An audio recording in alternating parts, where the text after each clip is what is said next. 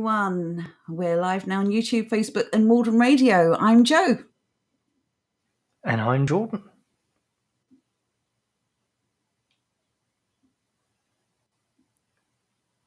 Okay. This is why we fight. Right, so I thought you already did that. The problem is you always do the intro. You start speaking just before your mic goes live. Oh, well, okay. You threw me off. Never mind. Good evening, everyone. Hope you're all well. Very smooth. To be fair, it didn't help terribly much where you were sending me instructions while the intro was playing. I was like, what am I meant to do? Agree it. Whatever, it doesn't matter. This is professional radio, everyone. Is it? Are you Flipping impressed? egg. Since when? Since forever, how dare you? Anyway, let's say good evening to Andrew, who is here. Tash is here.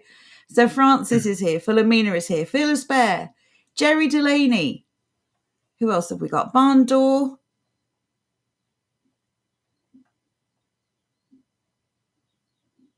And I don't know if I said Andrew. Might be losing my mind. I don't think you did say Andrew. I didn't. So there you go. Andrew, English, Will. Yes, you are the last ones. Everyone else who's joining us, I'm sorry you've missed your chance to get a call out or a shout out. Oh, so yes, we've got a really good subject for this evening, as you may have seen already from the description. As I've been bigging up all week for being possibly the worst thing ever written. Absolutely. So there are a couple. Oh, Andrew got two. There you go. Oopsie. So we're just at the point where we're pretty tired of seeing and hearing this. So we thought we'd tell these people why their opinions suck. So without further ado, let's get on to the first article. We are starting with the absolute pinnacle. Yes, you may want to put it on screen. There we go. There we go. Natives. Race and Class in Winds of Empire by Akala. Nice English name. Exceptionally. 6 things we've learned from Akala's Natives. Don't even know what this is. This is obviously some sort of radio show. Why it's called Natives, I have no idea. Where is he a native of? Let's find out some more. With recent events in the world, from fallout from Brexit to Black Lives Matter movement, it can feel like we're living in an increasingly divided society. Nothing to do with people like this. Where's a picture of? You're dividing nothing society. To do with people like this. Oh, dear. Okay. Don't worry, there's more. Carry on. He then goes on to blame race, class, and colonialism for basically everything ever done. Okay.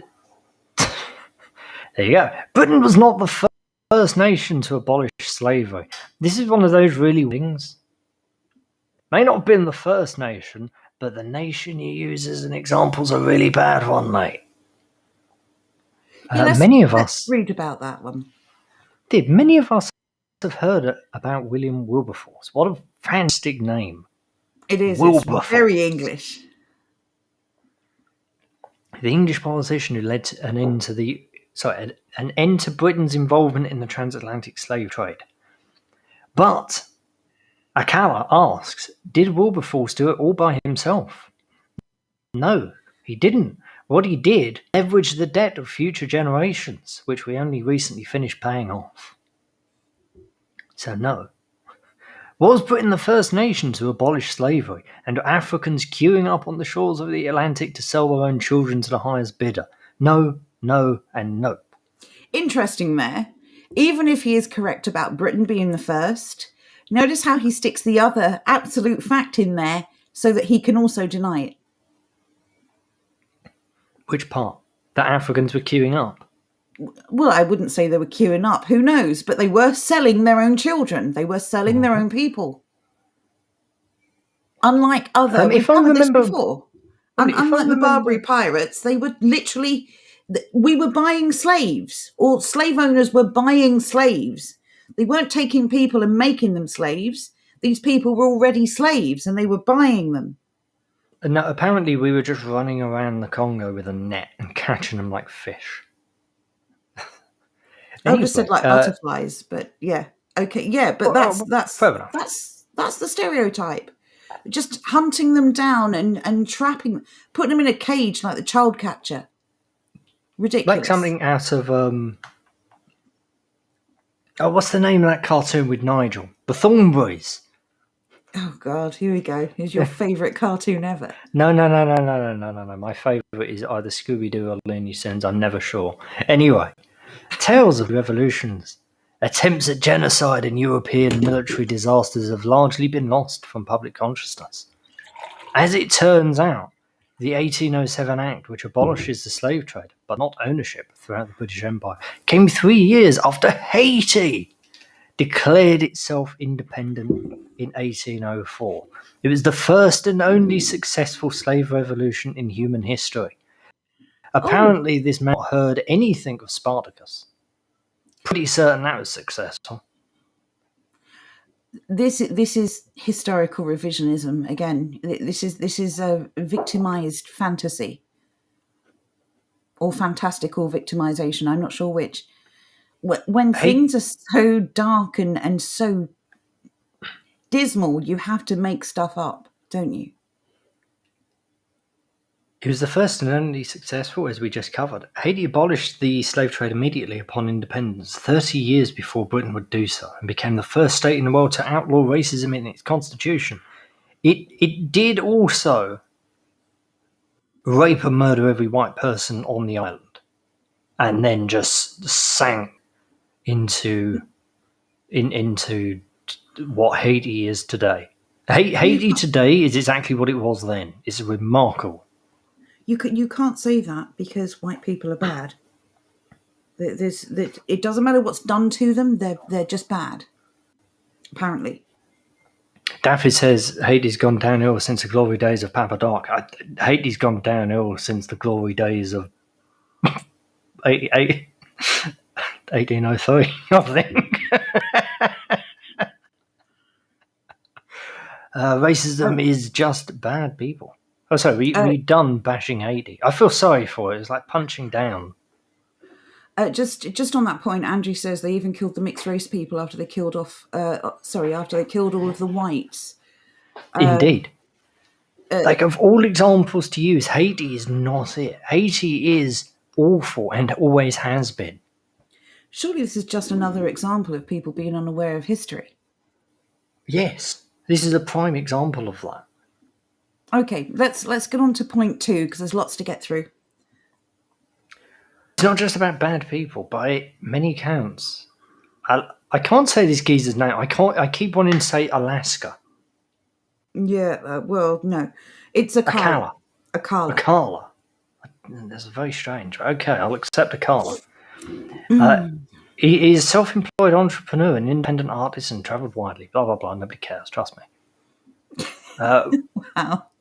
Oh, it's true. Do you care? I don't even know who this geezer is. This is an important part, actually. While he does not deny the impact... Oh, you're scrolling. I can't see it. Ooh, sorry. Back down, or back up. There, stop. While he does not deny the impact of his hard work and sacrifice, he asserts that without the support of his community, parents and teachers, community elders and football coaches, it's inconceivable that he would be where he is today. Why?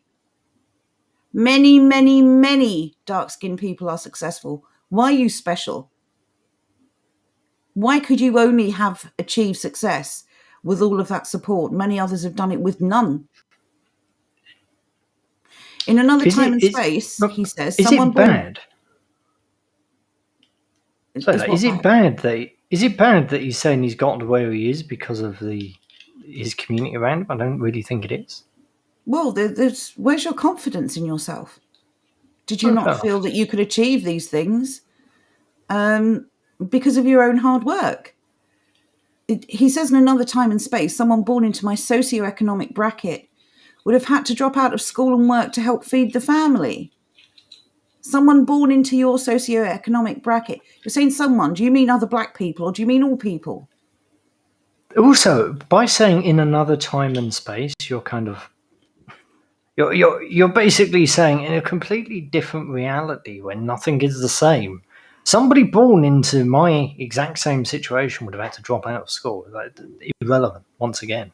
Well, many He people goes on to argue. Sorry, go on. no, go I on. was just going to say, many people from all backgrounds, all ethnicities, all races, have had to drop out of school to work and help feed their families. Again, what makes you such a victim? Why are you a special case? Anyway, go on. Because it makes him feel good. It dismisses everyone else's experiences and upbringing, though, doesn't it? It's like, because I'm black, I've really had to struggle. Well, millions of other people have to struggle as well, except they don't go on bleating about it on big platforms. Anyway, carry on. It's a combination of the saviour complex and general arrogance. However, the reality is racism is present in the historical, economic, social, and legal issues that make success stories like his, Akala, the exception and not the rule. The reason these people, when they become successful, stand there and say the system is wrong is because it means they have defeated the odds. The fact that becoming famous anyway is nigh on impossible. It's very, very rare that somebody is famous. That's why they're famous and not just your everyday person. He's standing there and then saying, oh, look at me. Look how special I am. And I had it harder than everybody else. Pity me. Feel good for me. Yeah, nobody suffered like I suffered, right? Yeah, exactly.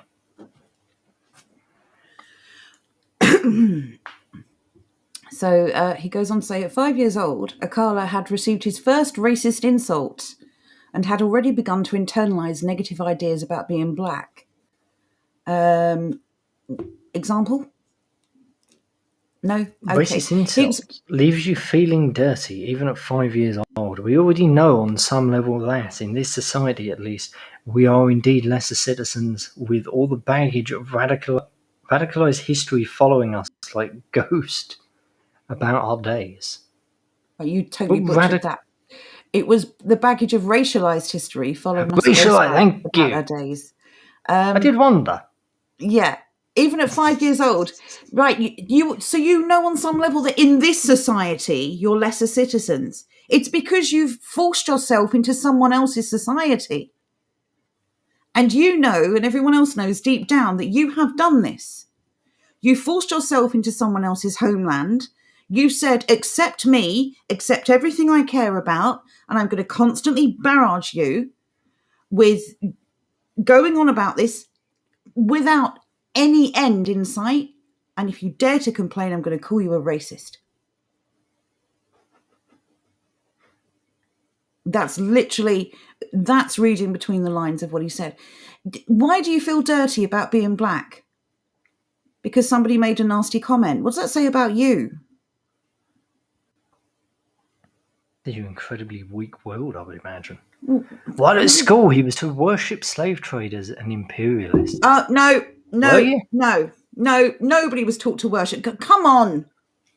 We weren't taught to worship them. Why on earth were you? I would suggest you go back to your teacher and make a formal complaint.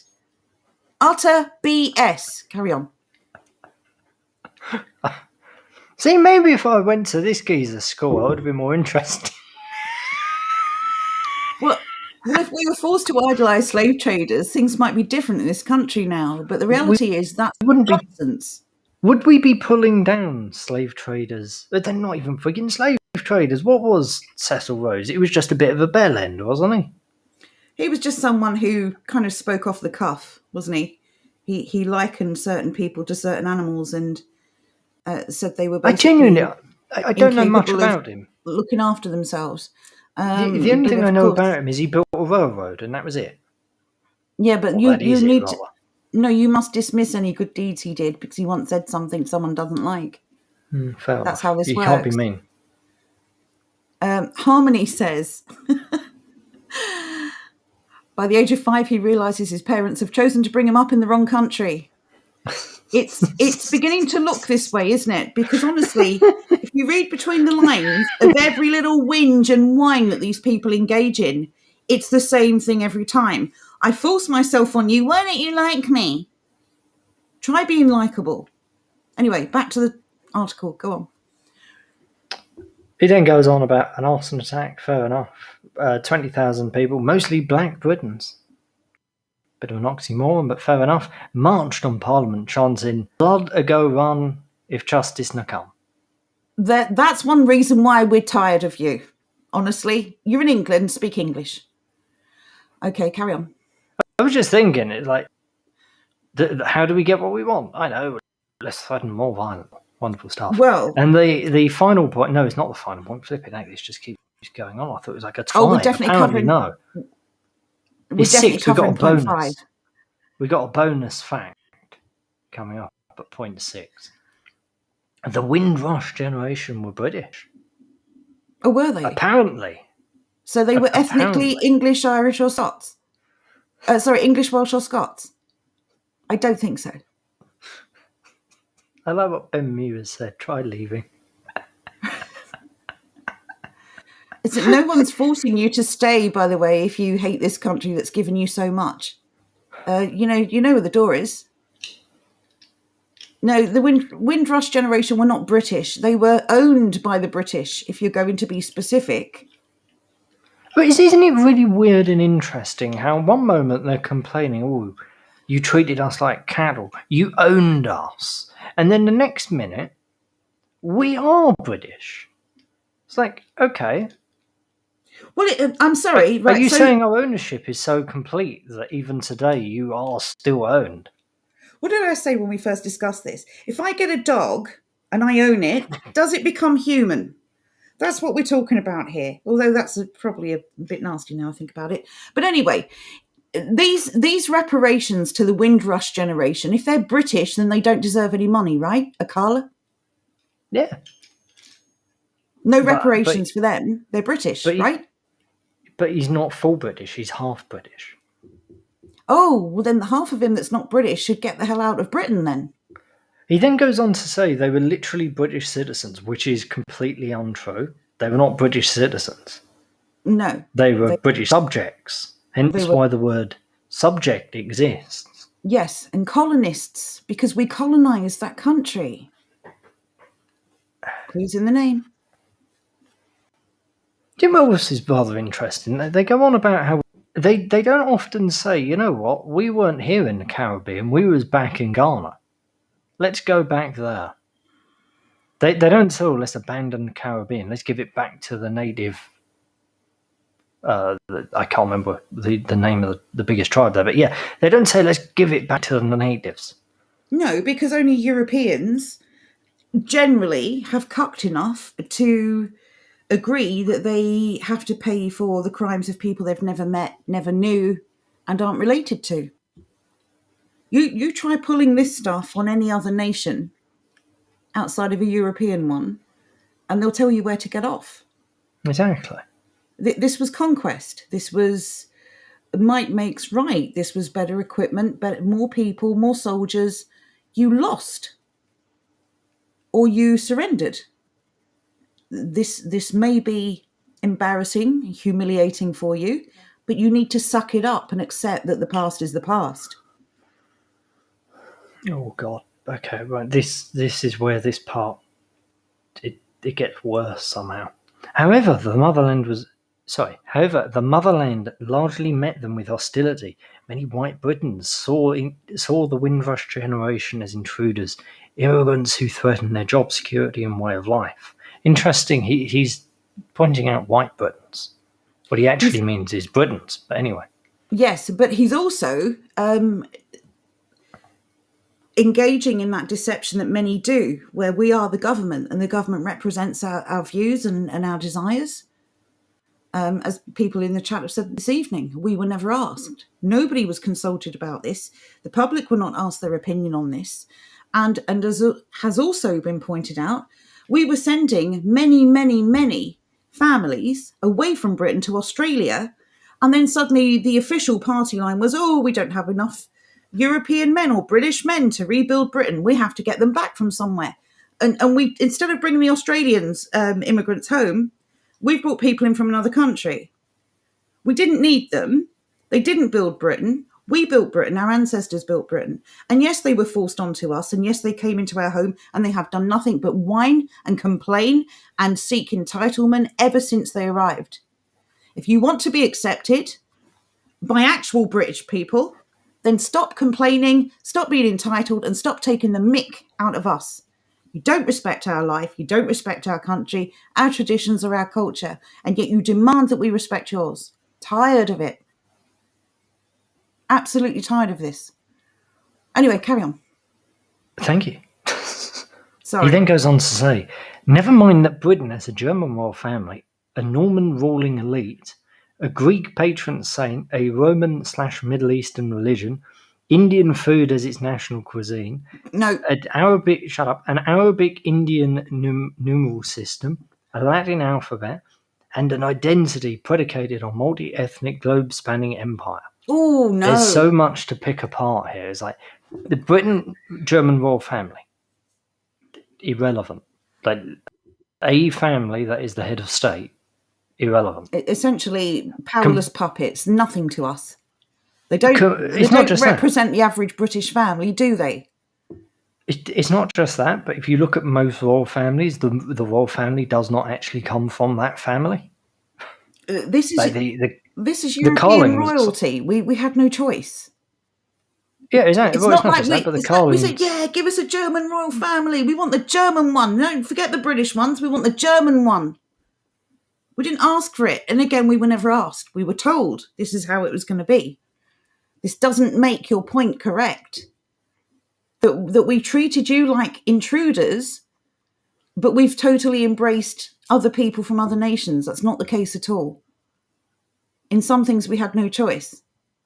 Sorry, go on. Thank you. As I was saying,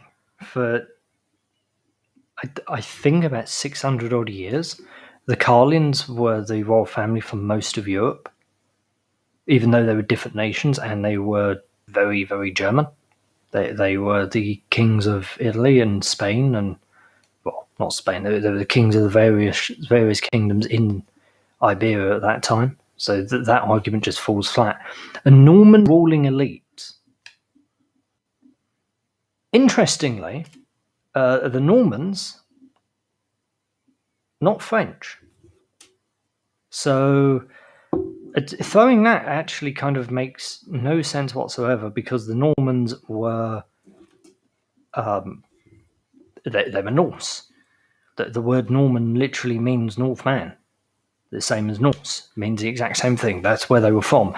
Also, interestingly, the Normans were not just around that part of France, they were down in the southern tip of Italy as well. And plus, So- we know who our ruling elite are, and they're not Normans. So wrong Exactly. again. It's not just that, but a Norman ruling elite. This implies that like the aristocracy actually have any power whatsoever, which is just dumb. A Greek patron saint. Once again, completely irrelevant. Most nations' patron saint don't come from that nation, because it isn't Still about relevant to his argument. Yeah, it's not about whether that person is from that nation. It is about the ideals that person has. That's it. A Roman/Middle Eastern religion, where he's getting Roman from is beyond me. The Romans were quite famed for killing Christians. And if you really want to get into it, we had a religion here that was going along quite peacefully until this turned up. Indian food is its national cuisine. Joe, go.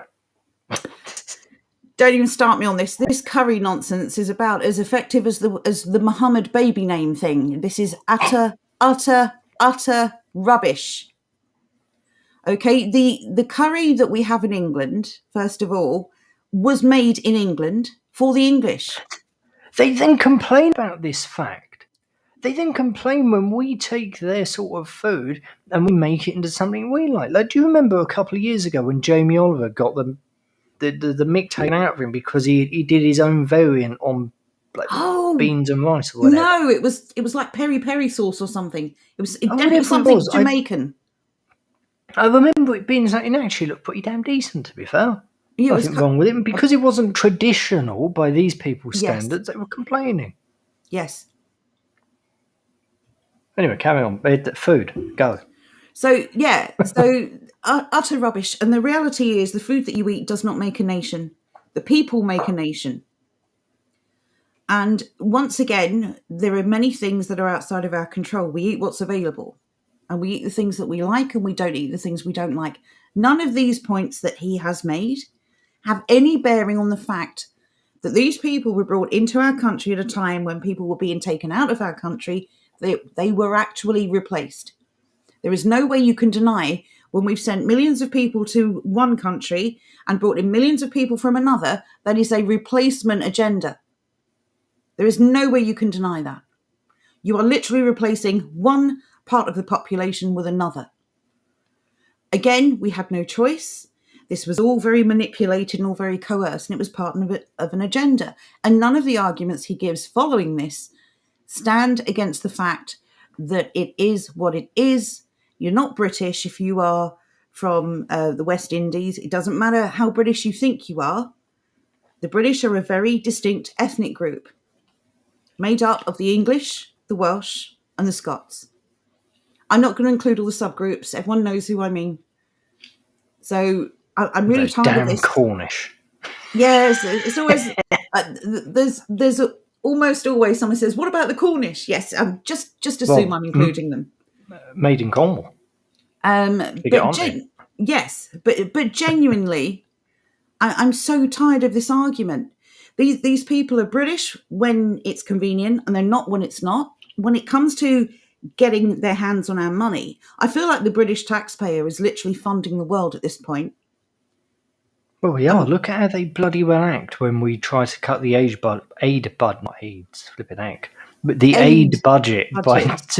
0.2%. They fire off the handle. It's interesting. We were talking about this, weren't we? The only time Tory rebels have been mentioned since Brexit is that they're rebelling against the government cutting the aid budget. And if anyone listening thinks that's actually good for us, don't get excited. They're corrupt. They waste money. This arbitrary number, this percentage of GDP, they just spend it because they have to spend it. Okay, it doesn't go to anyone who actually needs it. We are giving money to countries who have their own space program. We're giving money to countries that we've gone to war with. It's just ridiculous. We're giving money to countries like Pakistan, who not only have a space program, but send bunches of terrorists to us. Have nuclear bombs. So, let's not forget that one. Let's not forget that taxation is theft, because you do not have a choice about whether or not you pay it, and you do not have a say in where it goes. So foreign aid, like all other government investments, is a scam. It's a scam. The people who receive it don't need it. The people they take it from desperately do. But hey-ho, let's keep funding the world. I mean, we are the World Health Service now as well, aren't we? Oh, the poor NHS are going to be overrun. They don't know what to do. What will they do if lockdown ends? Actually treat patients like they're paid to. Maybe if they started actually checking people's status and see whether they're entitled to access the NHS, it might save them some work. I agree with Seibel. Foreign aid equals vanity project. Well said. It is. It's showing off to the neighbours. That's all it is. Skippy then goes on to say a Latin alphabet, which is completely irrelevant. Why are you choking? You said Skippy. Carla, I can't remember his name. Whatever. And an identity predicated on a multi-ethnic globe-spanning empire. I'm going to say something here, not you.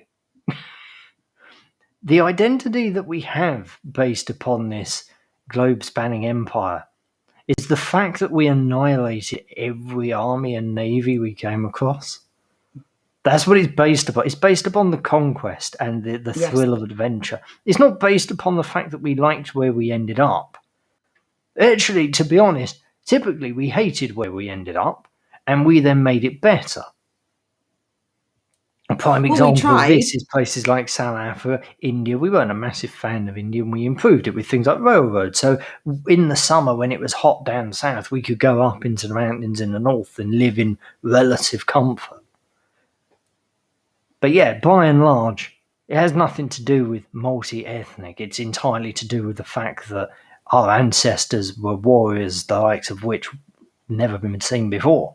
No. It was incredible. Or since. And I have a strong feeling, and since I have a strong feeling it's the exact same thing that the Mongolians would say about their ancestors. The exact same things the Russians feel about theirs.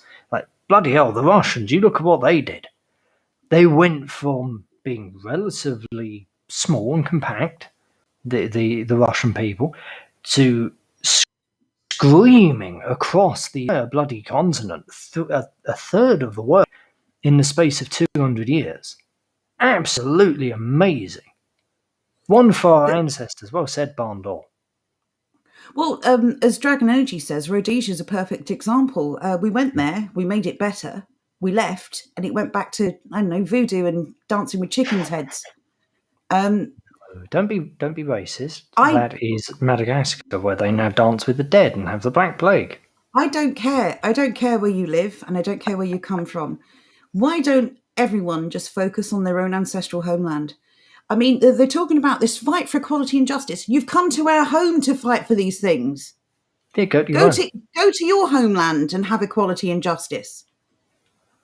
It's not difficult. Because we were doing just fine before you all came here. It's not even like the olden days. We have flights that go to these places now. You can just get on the British Airways flight and get going. You can end up nicely. There would be many, many, many people who would offer to fund your flight. Exactly. The reality is we were doing just fine. And while I'm not picking on any single individual, we are sick to death of your whining. No one in this country, unless they are born rich, has a good time of it. No one. No people born in any time, unless they're born rich, have a good time of it. That's kind of the point of human existence. Exactly. The point of human existence is the strive to become better.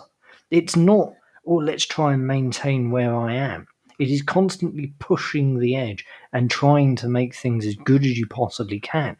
That is why when we had an empire, and by we I just mean like Europeans in general, when we had an empire, there was drastic change and it made things significantly better for everybody in that nation. And pretty much everywhere they conquered. And the reality is that cost us big. I will say, though, that because of attitudes like this. This is the cost.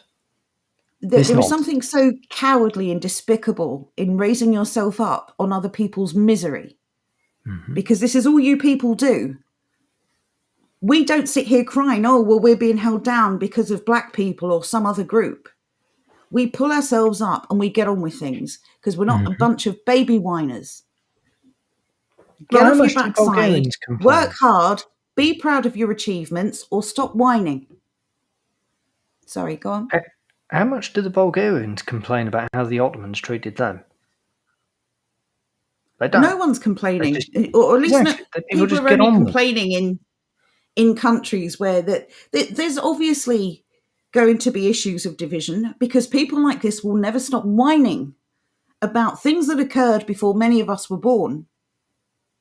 It's not our responsibility to make you feel better. It just isn't.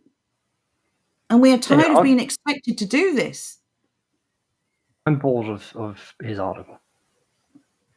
So instead, we're now moving on to part 2 with this woman, Joe's favourite. Good. Do you want to say her name, or is it ashes in the mouth? Right, I'll read this one, fine. Objecting to Black Lives Matter is just another way to censor our history. Who are you speaking for, Yasmin Alibi Brown? Dogmatists, bigots and censors and their manic disciples are getting louder and more brazen. Censors! Who's being censored? You're an idiot. That's a good point, Angela. Maybe it's the censor. Well, are you enjoying your platform, Yasmin Alibi Brown? Who's censoring you? Independent, okay. Yeah, Dragon Energy knows. Oh God, not her. Monday was a bad mood day for those who feel themselves to be the beleaguered indigenous peoples of the United Kingdom, the English most of all, those who feel themselves. No, we're not playing the identify as game. We are the Indigenous peoples of the United Kingdom. Thank you very much. You're not part of the club. You don't get to just join it with a piece of paper. Thank you so much. Lee Anderson, what on earth does feel themselves to be English even mean? Can you feel yourself to be a cat? Well, I'm English because of my ethnic background. Thank you for my grandparents and great-grandparents and every other generation before them for keeping the line pure. I'm English because I'm English, because I share the DNA of an English person, and because I have English traits that are natural characteristics. They can't be changed. It's not a club you can join. It's your DNA. It's the very makeup of your biological function. So no, you can't identify it as English just because you feel like it. Or anything else for that matter. Anyway, so Lee Anderson, a pedestrian Tory MP, posturing in a superhero cape, says he is boycotting the England football team for unanimously agreeing to take the knee in Euro 2020 matches. Opposing racism is a political movement whose core principles aim to undermine our very way of life, quoth he, who through his own logic must believe the British way of life is to be loudly, brutishly racist and anti-racist. This woman's such a charmer, isn't she? She literally came to our country. Her parents were immigrants. We took her in. She's become very successful, and she's still taken a giant dump on us because she is an ungrateful, entitled, annoying... I'm not going to finish that sentence because we're going out live on the radio. Hateful people who don't appreciate anything they've been given. I think the last time the word quoth was used was by Chaucer. I think she had to dig the dictionary out for that one. Well, she needs. Yeah, she's clearly jealous. She's not English. Never will be, love. Never will be. Okay, what else did it say? Other grouches now, will have been similarly vexed with Sunday night's BAFTA winners, the majority of them black or Asian. Diversity, the troupe which performed a Black Lives Matter themed dance on Britain's Got Talent, won the Must-See Moment Prize. 30,000 viewers complained to Ofcom about a dance. A dance! No, they're not complaining about a dance. They're complaining about people like you forcing political lecturing into our entertainment. We're tired of it. We're bored. We don't care. Is this not racist? The majority of them black or Asian. Is that not the definition of racist? Why is it this wasn't split evenly? Why is there a majority of minorities? That can't be allowed. That has to be racism right there. No, because when there's a majority of white entrants, it's racism. Because they can't accept the fact that some people who are black or Asian may just not be good enough. But when it's a majority of black or Asian, they clearly got there on their talent. Nothing to do with quotas. Nothing to do with people feeling guilty or being made to feel guilty for things that they didn't do, knew nothing about, and were not responsible for. I want to pick up on something Fat Girth just said. It's still a wonderful name. They complain about words. They complain about words a lot. And then, when we complain about something, their attitude is... They mock it. They mock it. Yeah, exactly. Yeah. They mock it. They are pathetic little rodents. Proponents of patriotic, meaning doctrine, will be going through their own...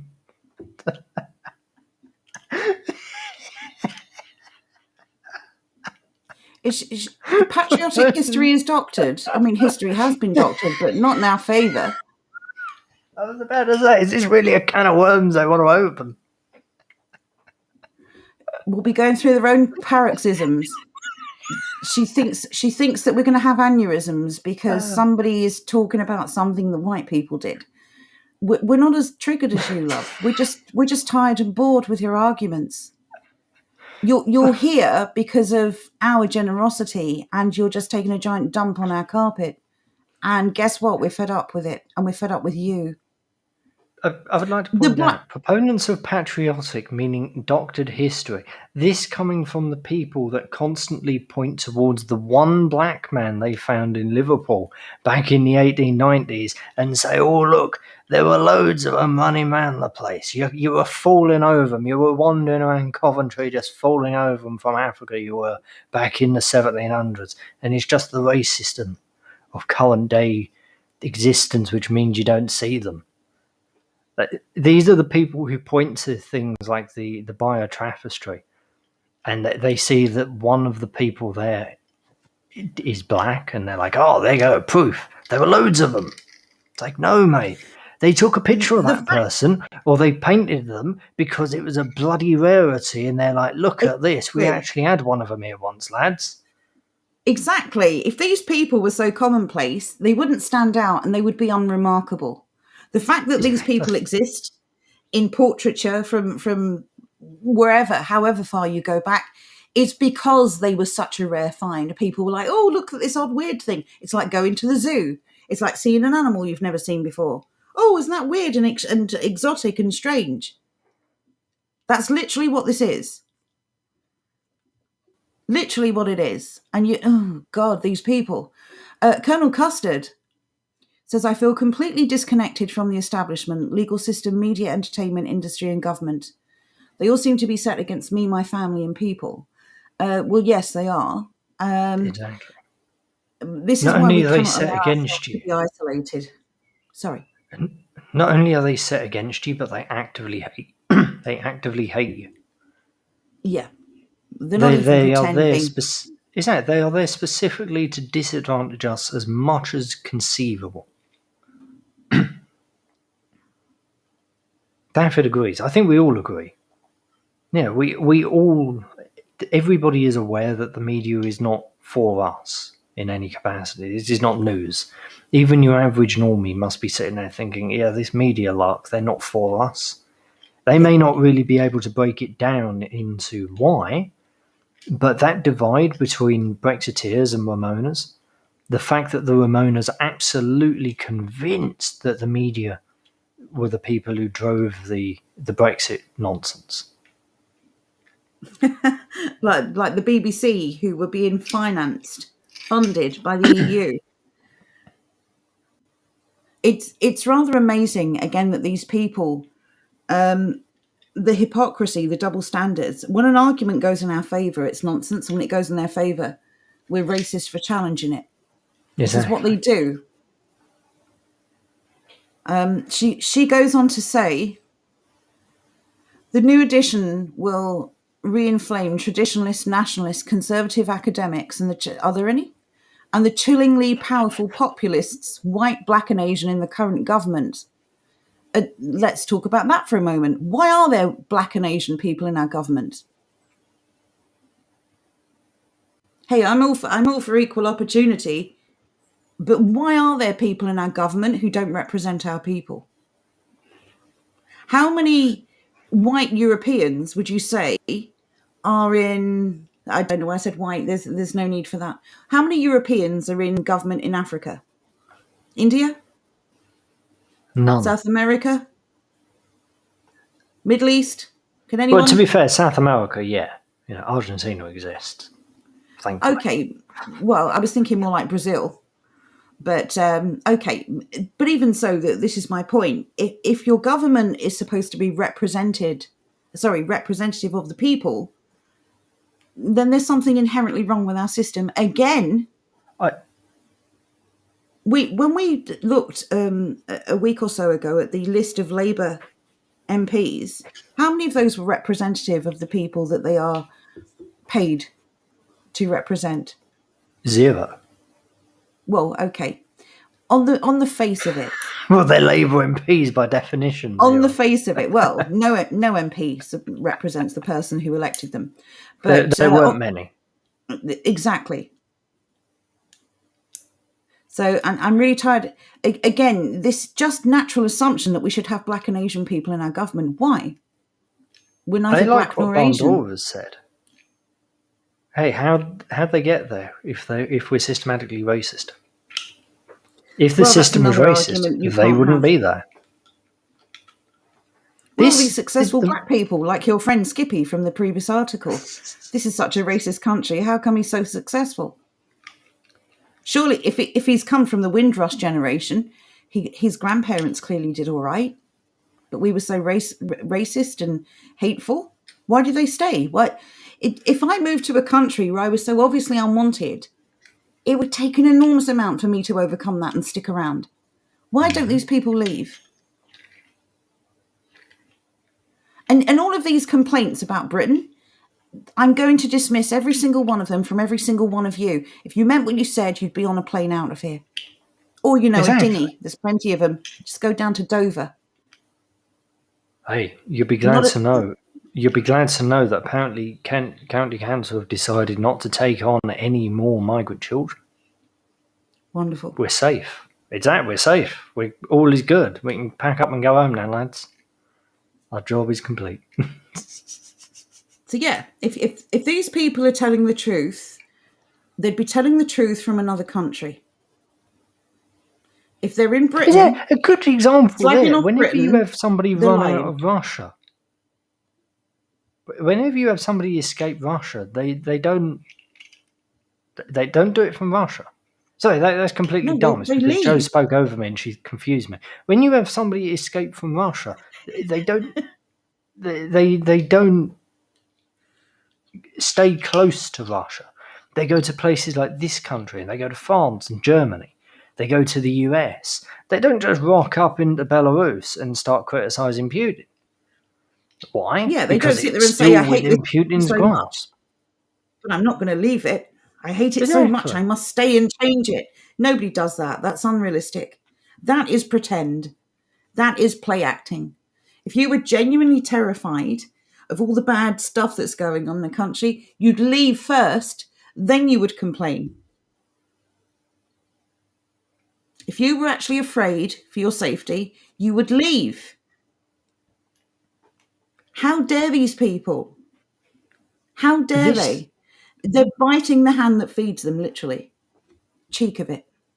This little thing here that I've highlighted, I find really interesting because it sums them up in general. It's that same condescending attitude we saw throughout the Mindspace documents, and you see throughout all of their sort of nonsense. You know something is written by somebody on the far left, or a social justice warrior, same thing I suppose, purely because of the amount of condescension.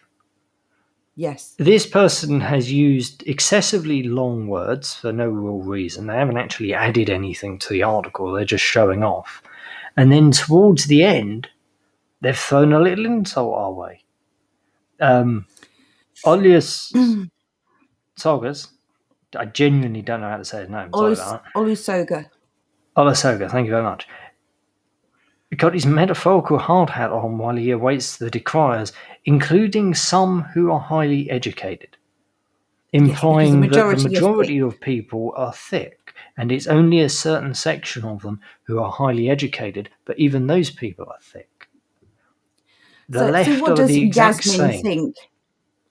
So why does Yasmin think these super educated people are having a problem then? And by the way, she's only got an education herself because we gave it to her. Well, you know she has an education because she uses words like quoth. She's read Chaucer. She knows stuff. Yeah, she probably read one page because she hates everything English. As he told Amna Modin of The Guardian, it has now got to the point where some of the statements being made are so easily refutable, so verifiably and unquestionably false, that you have to presume that people writing them know that. Oh my God! Is it's that exactly what a we comment think on about his you. own book? It's a comment on his own book. He's self-aware. And then we've got Satnam Sanghera, the British Asian journalist and author. No. The Asian journalist and author has also been trashed and bullied by volatile anti-woke jingoists. She's still using jingo. Okay. All because he penned Empireland, a thoughtful and truthful book. Says who? That's an enormous claim. Where's the evidence? These oppressive, frantic, aggrieved white nationalists want information, opinion, and expression to be scrutinised, monitored, and subject to approval by the state or the majority. What is she talking about? Approved by the state. The state that's trying to run us down, demoralise us. She's mental. I agree with Xanth. Such a vocabulary. It's like every word I can use, I'm going to ram in. She literally thinks that people want the state to approve racism or something. Like anyone trusts the state. Exactly. Like we hate the state. Oddly enough, we hate the state more than these people. Do you know what? I have to put this up by Drost. Chaucer wrote a quote for Alibi Brown. At either end, foul is the sound. I love that. That's so good. Yeah, I'm not taking it personally, Ben Yu. I'm just having a rant. I'm just tired of these little parasitical grabblers coming into our country and just taking a dump on the carpet. Fervid and livid, they all want to own or temper with national narratives. They, yes, not you, they. You're not a part of it, and you know that. You know deep down that you are an interloper. And that all you do is put down the country that took your grandparents in. She came to this country, or her family did, as asylum seekers.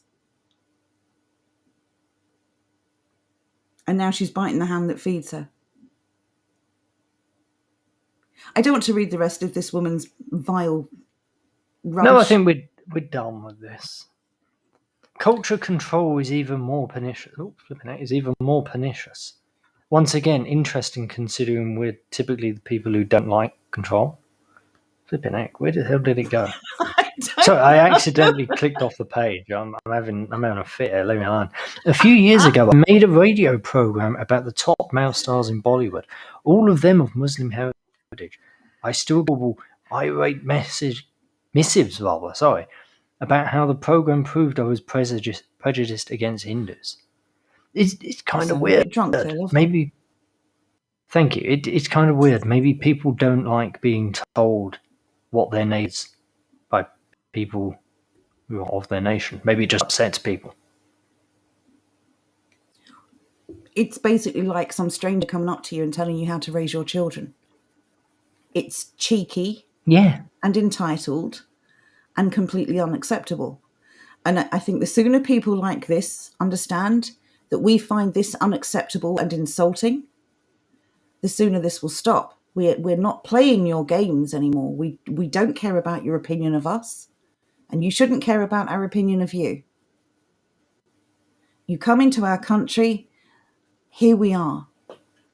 You can like us or you can hate us, but you don't get to stay here leeching off of us and putting us down at the same time. That game has ended. It's over. We're not having it anymore. It's cowardly.